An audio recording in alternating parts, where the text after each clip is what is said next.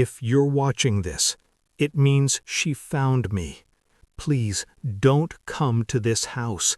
She looks like me, talks like me, but she isn't me. I'm the victim, and she's the one who survives. My name is Lilian. I'm 27. A week ago, I inherited my Uncle Samir's old house after his sudden death, a huge abandoned home far outside the city. When I arrived, people in the nearby village stared at me like I was walking into a grave. Someone whispered, "Her voice is still inside that house." At the time, I thought they were just superstitious. I had no idea what was waiting for me inside. The first night was quiet until exactly 3:17 a.m.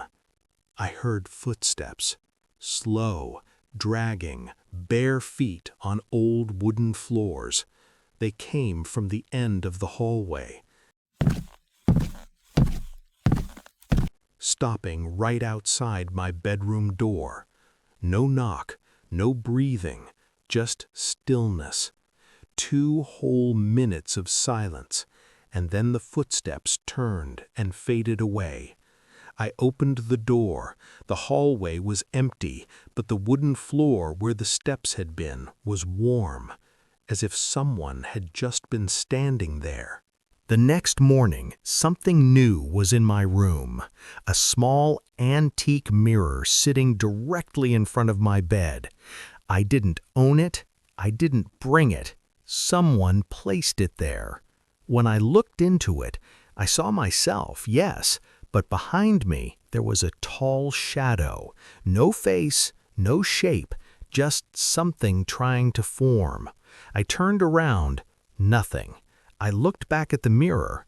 The shadow was gone, but in the bottom corner of the glass, written faintly, "Don't turn around."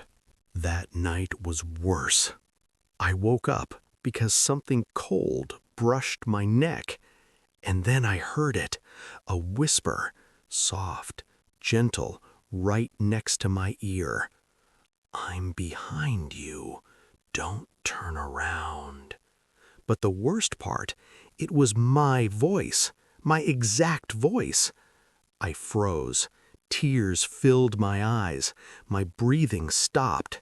Then it whispered again, "If you turn, you'll see your real self." I couldn't resist. I turned, and that was my biggest mistake. She was standing right behind me. Same face, same hair, same height, but twisted. Her skin was pale like wet paper, her smile stretched too far, pulling upward unnaturally. Her eyes were pitch black. She tilted her head and said, "I'm the Lian you were supposed to be. You're the weak one, and now it's your turn." Her fingers were long, bent, almost broken backward.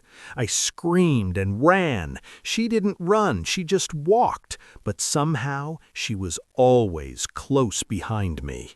I hid inside my uncle's locked room. It was full of mirrors, every single one covered with black cloths. On the desk was a small notebook. I opened it. Written inside, "The copy appears every 3 nights. It replaces the owner of the house. Never look in the mirrors more than 3 seconds. Never turn toward the voice, even if it sounds like you." The last page said, "If you see yourself, run, don't stop." Just then, the doorknob behind me began to turn, and I heard her whisper in my own voice, "Lian, it's your turn."